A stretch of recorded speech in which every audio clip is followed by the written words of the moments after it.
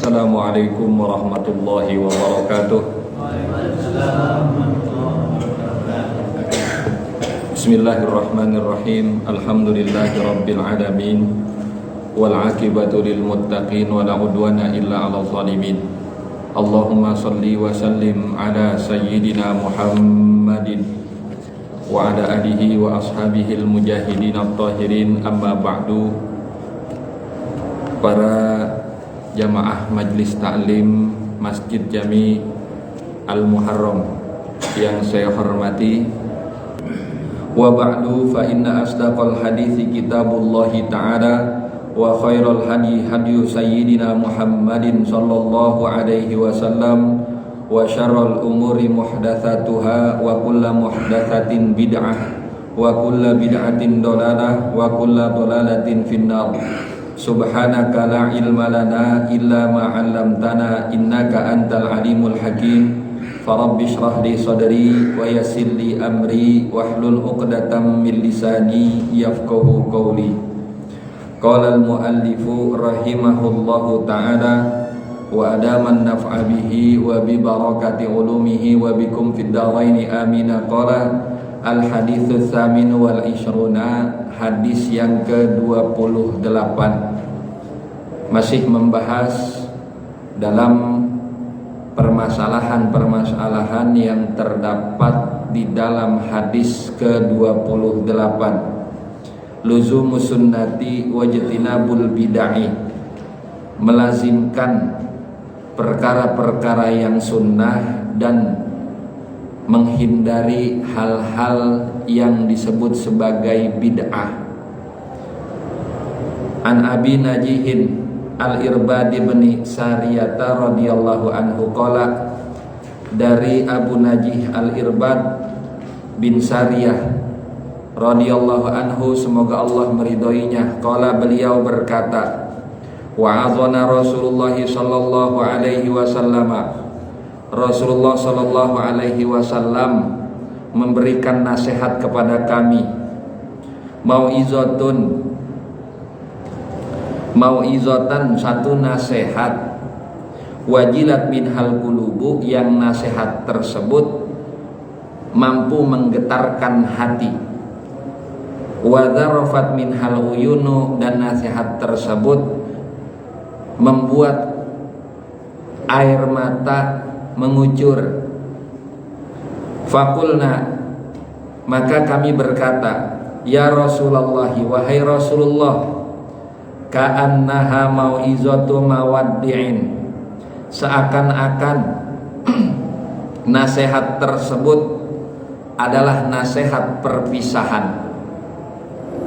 Sahabat saking imannya tebal, saking imannya tinggi, maka apa yang disampaikan oleh Rasulullah sallallahu alaihi wasallam itu masuk ke hati dan nempel. Begitulah nasihat, begitulah pelajaran. Manakala orang yang menyampaikan itu dari hati, maka akan sampai ke hati. Ini nasihat yang diberikan oleh Rasul, mampu menggetarkan hati para sahabat. Dalam surah Al-Anfal, Allah subhanahu wa ta'ala berfirman, kata Allah, di antara ciri-ciri orang mukmin itu apabila dibacakan ayat-ayat Allah, innamal mu'minuna, ya kata Allah, innamal mu'minuna, orang-orang yang beriman itu manakala dibacakan ayat-ayat Allah, wajilat qulubuhum, hatinya bergetar. Itu diantara ciri-ciri ayat, ciri-ciri orang yang beriman. Wa idza tuliyat ayatuhum zadathum imanan, dan apabila dibacakan ayat-ayat Allah, zadathum imana, maka iman mereka bertambah. Ini dari dua ciri ini aja kita udah dapat belum di situ? Sahabat diberikan mau'izah oleh Rasul, hatinya bergetar. Artinya mau'izah itu masuk bukan cuman masuk tapi bakalan dipakai. Tandanya keimanan mereka itu amat sangat tinggi. Nah, satu tolak ukur buat kita udah gak ketemu Rasul memang, tapi banyak hadisnya yang berupa mauizah, yang berupa nasihat.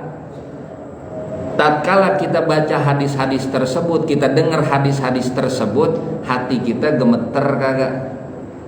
Oke lah, kalau hadis mungkin terlalu jauh. Allah katakan idza tuliyat alaihim ayatuhu zadathum imana. Apabila dibacakan ayat-ayat Allah, maka keimanan kita bertambah apa kagak? Dalam hal ini tingkatan keimanan kita udah sampai mana?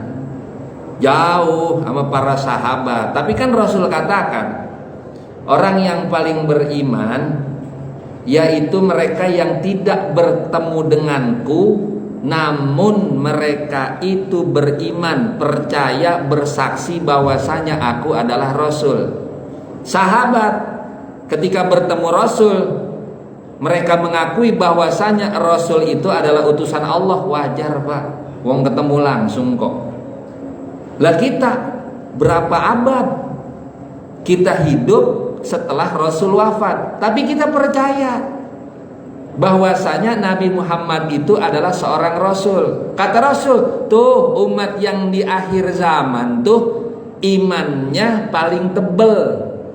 Mereka itu lebih beriman ketimbang orang-orang yang datang pada zamanku. Kudunya begitu. Sebab kita gak pernah ngelihat Nabi, tapi kita percaya bahwa Nabi itu adalah utusan Allah. Kudunya ketika dibacakan ayat-ayat Allah, hati kita gemeter. Ketika disampaikan ayat-ayat Allah, keimanan kita makin bertambah. Nah, kemudian fa'ausina, sahabat berkata fa'ausina, berilah kami wasiat wahai Rasul. Wasiat kapan sih dikasihnya? Biasanya kan kalau orang udah mau wafat, ya ninggalin satu wasiat. Nah, wasiat di sini bukan harta Pak. Wasiat di sini berupa pesan. Apa hukumnya kita minta wasiat atau memberikan wasiat? Hukumnya sunnah, nggak wajib. Terkecuali dalam perkara sholat Jumat, khotib memberikan wasiat untuk bertakwa kepada jamaah, itu rukun. Kalau ditinggal ya Jumatannya kagak sah. Ya, tapi sehari-hari hukumnya kita memberikan wasiat itu sunnah. Kata Allah, wa tawasau bil haqqi wa tawasau bis sabr. Saling menasehatilah, saling berwasiatlah kalian tentang kebenaran, dan saling berwasiatlah kalian tentang kesabaran. Sahabat minta wasiat kepada Rasul, dikasih sama Rasul. Apa isi wasiatnya? Pertama, qala Rasulullah sallallahu alaihi wasallam bersabda. Ngasih wasiat nih Rasul kepada para sahabat, bukan cuman buat sahabat doang, tapi buat seluruh umat Rasul sampai nanti manusia terakhir yang hidup. Ini wasiat berlaku. Apa wasiatnya? Yang pertama, kata Rasul, usikum bitaqwallahi azza wa jalla. Usikum, aku wasiatkan kepada kalian. Apa wasiatnya? Bitaqwallahi azza wa jalla, agar kalian bertakwa kepada Allah yang maha mulia dan maha agung. Ini wasiat pertama, yaitu takwa. Paham kita takwa ya? Oh paham. Seminggu sekali paling kagak kita kan dibekelin nama khotib. Ayuhal hadirun, usikum wa iyaya bitaqwallah, faqad faza man ittaqa wa khaba wa khasira man asa. Kata khotib, wahai orang-orang yang hadir di masjid ini, wahai orang-orang yang dengerin khutbah saya wasiatkan kalian agar kalian bertakwa kepada Allah. Oh sering, seminggu sekali kita dengar. Arti dari takwa apa? Hafal. Jalan ini gimana? Susah. Apa sih takwa itu? Kadang kita gini Pak, dalam satu istilah kita paham maknanya apa, hafal di luar kepala, diucap mah gampang, tapi dilakuin, bukan main susahnya. Ya, maka bukan orang sembarangan orang yang udah mampu untuk bertakwa. Takwa itu apa sih? Takwa itu berasal dari kata wakoyaki takiyan, wakoyaki wikoyatan. Berasal dari kata wakoyaki takiyatan, kemudian ngikut wazan ifta'ala jadi ittaqoyat taki ittiqoan. Di dalam kaidah sorfiyah ilmu bahasa Arab, apa itu wakoyaki wikoyatan? Wikoyah itu artinya penjagaan. Takwa itu secara bahasa artinya menjaga atau memelihara. Tapi banyak orang yang mengartikan bahwasanya takwa itu artinya takut. Kalau saya lebih condong kepada bahasa menjaga, memelihara. Kalau takut kesana bagaimana gitu? Artinya kita memelihara diri kita dari segala sesuatu yang Allah kada senang, yang akan menyebabkan kita bakal mendapatkan azabnya. Nah, kita menjaga daripada azab Allah. Artinya kita ngelakuin hal yang diperintah sama Allah. Jangan sampai kita ngelakuin hal yang dilarang oleh Allah. Ini secara bahasa. Namun ulama memberikan definisi takwa. Diistilahkan oleh ulama bahwasanya takwa itu adalah imtithalu awamirillah wajtinabu nawahihi zahiran wa batinan. Yang namanya takwa itu adalah imtithalu awamirillah, satu, menjalankan segala apa yang diperintahkan oleh Allah. Yang kedua, wajtinabu nawahihi, menghindari, menjauhkan segala macam bentuk larangannya, zohiron wa batinan, baik secara zohir maupun batin. Perintah Allah banyak, dari mulai perintah-perintah yang ringan sampai perintah-perintah yang berat. Larangan Allah banyak, dari mulai larangan-larangan yang ringan sifatnya sampai larangan-larangan yang sifatnya berat. Semuanya itu kudu kita laksanakan dan kudu kita hindari, baik secara zohir maupun batin. Bukan lantas zohir doang tapi batin gak ngelaksanain. Misal begini, sholat perintah bukan? Perintah, kita jalanin, alhamdulillah 5 waktu mah gak pernah kita tinggal. Tapi bukan serta-merta sholat doang, ya puasa, ya zakat, ya haji, ya memuliakan tamu, memuliakan tetangga, jaga silaturahmi, itu kan semuanya diperintahin sama Allah. Banyak lagi. Nah kemudian larangannya nggak kalah banyak. Larangannya zina. Zina dilarang nggak? Dilarang. Kita laksanain, alhamdulillah kagak, kan begitu. Kemudian minum khamar, ya segala macam hal yang memabukkan. Oh itu yang bersifat zohir Pak, mampu kita hindari, alhamdulillah. Tapi yang sifatnya batin, kira-kira udah mampu kita laksanain atau belum?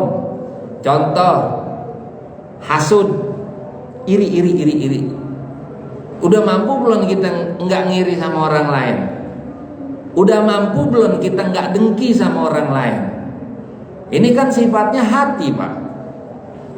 Jangan tetangga kita beli kulkas 3 pintu, darah tinggi kita naik. Tetangga kita beli mobil baru, asam lambung kita naik. Sebab apa? Iri Pak, dengki. Walhasil timbul suuzon. Lah tetangga gua kan kerjanya begitu-begitu doang. Masa sih dia mampu beli ini itu sementara saya kagak mampu? Jangan-jangan. Nah, model begitu kapan? hati jadi berek. Berek apa sih berek? Buruk, hati buruk, hati jadi kotor lantaran itu. Nah, kalau kita masih melaksanakan hal-hal yang demikian sementara Allah larang, apa iya kita nggak masuk ke dalam kategori orang yang bertakwa? Itu yang bakal kita bahas ini malam. Kalau kita kata mah melaksanakan takwa, kalau emang orang yang bertakwa itu harus melaksanakan seluruh yang Allah perintah dan kita tinggalin seluruh yang Allah larang, rasa-rasanya kalau sampai derajat takwa kita belum. Kapan begitu? Kita masih banyak ini itu kekurangan segala macam, hal-hal yang Allah larang dari sisi batin lah paling kagak. Masih banyak yang kita lakuin. Jangan kata batin, zohir juga masih kadang kita lakuin, Pak. Emang kata gibah nggak dilarang? Oh dilarang, Pak. Agama ngelarang banget. Tapi kita lakuin nggak? Ini gak usah dijawab, dalam hati aja. Iya, gue lakuin banget begitu. Ya kelihatan, Pak. Jidat Bapak kelihatan ada. Nah, andai kata kita masih melaksanakan sesuatu yang Allah larang, kemudian perintah-perintah yang Allah perintahkan kepada kita masih ada yang belum kita jalanin, apakah kita masih dikategorikan sebagai orang yang bertakwa? Idealnya, kaum idealis itu bilang bahwasanya takwa itu menjalankan segala macam perintah Allah, semua tuh tanpa terkecuali, dan meninggalkan segala bentuk larangannya tanpa terkecuali. Ini kaum idealis bilangnya begitu. Tapi kalau rasa-rasanya semuanya kita jalanin, semua kita tinggalin, wah, dalam hati kita nih kayaknya kalau begini saya kagak termasuk orang yang bertakwa, kan begitu ya. Nah, lantas kita ini masih disebut orang yang bertakwa apa enggak masuk kategori yang bertakwa? Dalam perkara ini Imam Ibnu Juzai dalam satu karyanya At-Tashil li Ulumit Tanzil, nah beliau itu mengklasifikasikan takwa itu pada 5 kategori. Nah dari sini kita bisa tahu nih, kita masuk ke dalam klasifikasi yang mana, apa yang paling bawah, apa menengah, ataukah tingkat ketakwaan kita udah yang paling tinggi. Yuk masing-masing kita introspeksi diri. Ini kan gunanya ngaji diantaranya, Pak, biar kita bisa mengenal diri kita, kemudian memperbaiki diri kita biar kita jadi semakin soleh. Gunanya ngaji kan begitu, bukan oh ngapain ngaji biar gue jadi kiai. Ya enggak, Pak, udah umur segini mah jadi kiai kagak kebedak, Pak. Udah nggak kudak nama jadi kiai. Ya, yang penting diri kita soleh soleha. Itu buah daripada yang kudu kita petik kalau kita hadir di majelis-majelis ilmu. Nah kata Imam Ibnu Juzai, klasifikasi takwa yang pertama, ini pertama saya ambil dari bawah, bukan dari atas, bukan tingkatan yang paling tinggi, ini tingkatan yang paling dasar dulu. Yang pertama kata Imam Ibnu Juzai, ayatakiyal abdu al-kufra wa dzalika maqamul islami. Klasifikasi takwa yang paling dasar itu adalah seseorang hamba menjaga dan memelihara dirinya dari kekafiran. Tibang jaga doang, yang penting saya kagak ngelakuin perbuatan murtad. Yang penting saya jaga kemurnian keislaman saya, biar saya kagak jadi orang kafir, biar saya kagak musyrik. Perkara dia ngejalanin kewajiban, ya kagak maksiat terkadang jalan terus, tapi yang terpenting dia menjaga kemurnian keislamannya daripada hal-hal yang dapat menjerumuskan dia kepada perbuatan murtad. Sholat kagak, ya boleh jadi sholatnya seminggu sekali masih syukur, boleh jadi sholatnya setahun tibang 2 kali, Idul Fitri, Idul Adha masih syukur. Ini berapa juga kalau cuma Idul Fitri, Idul Adha, Pak? Ya imam takbir sunnah yang kedua di ruku. Ya yang lain kan masih takbir sunnah. Berapa kalau jarang-jarang praktek, sholat setahun 2 kali doang. Tapi kalau dia masih menjaga akidah dia daripada perbuatan-perbuatan murtad, orang yang model begini masih diklasifikasikan sebagai orang yang masuk ke dalam golongan orang yang bertakwa. Tapi makomnya itu makom paling bawah, dinamakan makom Islam. Imannya belum, baru pasrah doang. Imannya belum, dia belum begitu nempel keimanannya sehingga sholat wajibnya nggak dijalanin, maksiat masih diterusin. Lantaran apa? Imannya nggak kuat. Tapi dia masih menjaga kemurnian keislamannya, akidahnya daripada kekafiran. Kita udah masuk belum nih? Kalau sampai pada tingkatan ini kita belum masuk juga, ini udah parah banget. Insya Allah semua dari kita kan menjaga kemurnian akidah kita daripada perbuatan-perbuatan murtad. Ini klasifikasi yang pertama. Jadi semua masuk nih, udah nih golongan semua pertama nih. Yang paling dasar masuk semua ya. Ya semua dari kita kan menjaga keimanan kita daripada perbuatan murtad. Kemudian yang kedua, kata Imam Ibnu Juzai, ayattaqiyal ma'asiya wal hurumati wa huwa maqamut taubati. Seorang hamba menjaga dan memelihara dirinya dari perbuatan maksiat dan dari perbuatan-perbuatan yang diharamkan oleh syariat, oleh agama. Wa huwa maqamut taubati, makom ini disebut sebagai makom taubat. Nah, masuk kepada klasifikasi selanjutnya, naik tingkatan. Pada tingkatan ini seorang hamba menjaga dirinya, memelihara dirinya daripada perbuatan-perbuatan maksiat dan perbuatan-perbuatan haram. Yang maksiat nggak dikerjain sama dia. Dia tahu maksiat, dihindarin. Nggak, saya kagak mau. Itu termasuk perbuatan yang maksiat. Mau maksiat kecil kek, mau maksiat gede apalagi. Ini udah dihindari sama orang ini.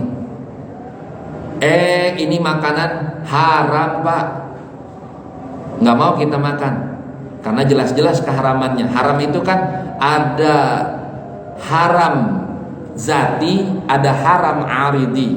Haram zati emang zatiahnya haram, bendanya haram. Contoh, mohon maaf, semisal ini khamr, haram apa kagak?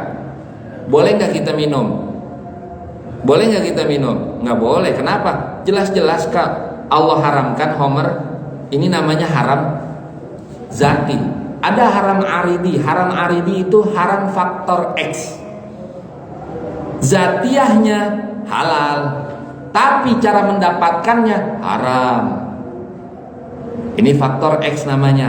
Nah, ini air mineral, boleh nyuri. Airnya halal apa haram? Airnya halal apa haram?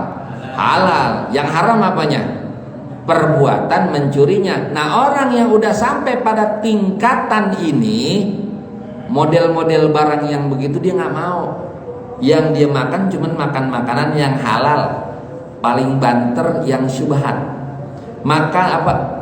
Perbuatan-perbuatan yang dilakukan olehnya adalah perbuatan-perbuatan yang dinilai baik dan boleh oleh syariat. Perbuatan maksiat dia nggak mau. Nah, kalau kita udah pada tingkatan ini udah bagus banget pak. Kenapa? Karena sesuatu yang haram, manakala kita masukkan ke dalam tubuh, ini faktor kesononya banyak banget. Satu, manakala dicerna ke dalam tubuh, itu makanan dicerna, kemudian diambil sari-sarinya masuk ke dalam hati. Sebagaimana kita tahu bahwasanya hati ini organ paling vital di tubuh kita. Manakala hatinya itu baik, semuanya bakal baik. Manakala hatinya buruk, maka semuanya bakal buruk. Belum lagi ntar intisari daripada makanan tersebut jadi sperma. Yang sperma tersebut bakal jadi calon anak kita. Kalau kita sering makan sesuatu yang haram, sperma itu menjadi sesuatu yang buruk. Maka jangan heran ketika nanti anak yang lahir itu akhlaknya buruk. Jangan salahin bocahnya. Terkadang kita begitu Pak, kagak koreksi diri. Anak kita bandel, bader, bukan main. Wow, habis kita omel-omelin.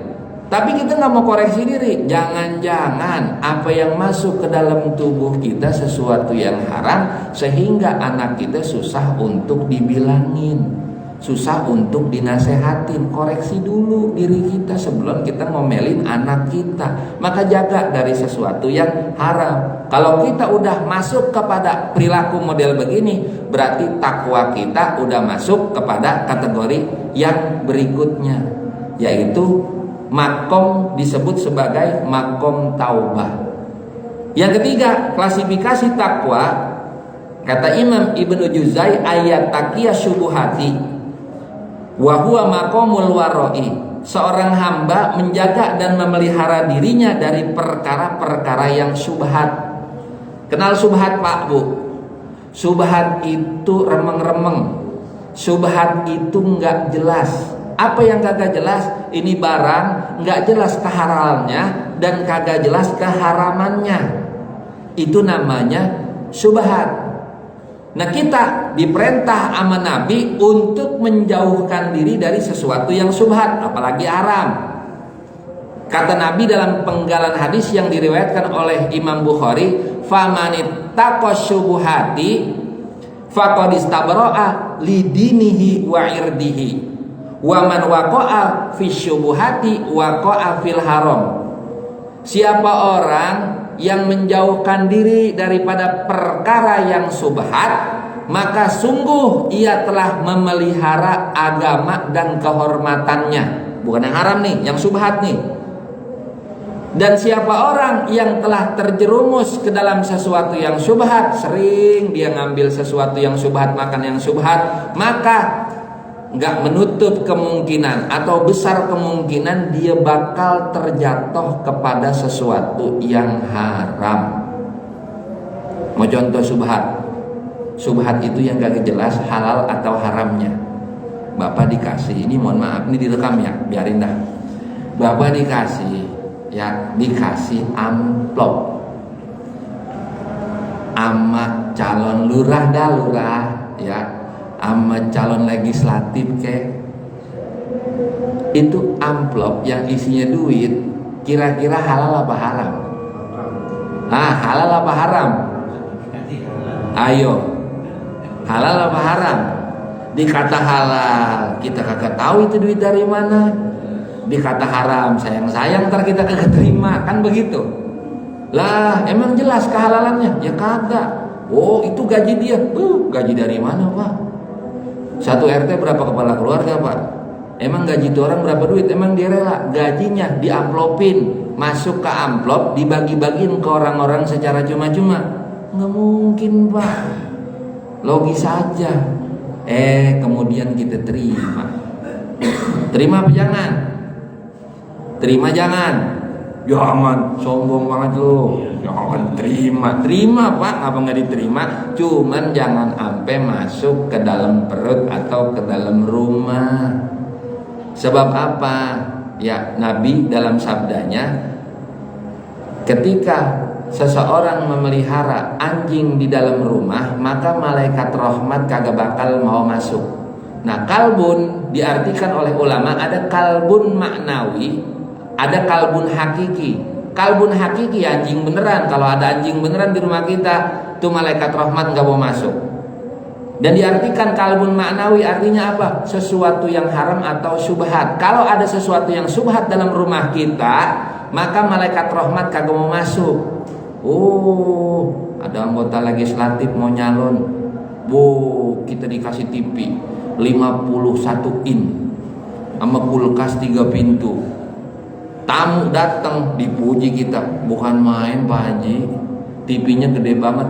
Tuh boleh dibagi sama calon anggota dewan. Ya bangga yang begitu. Duit dari mana tuh? Kudu kita perhitungin.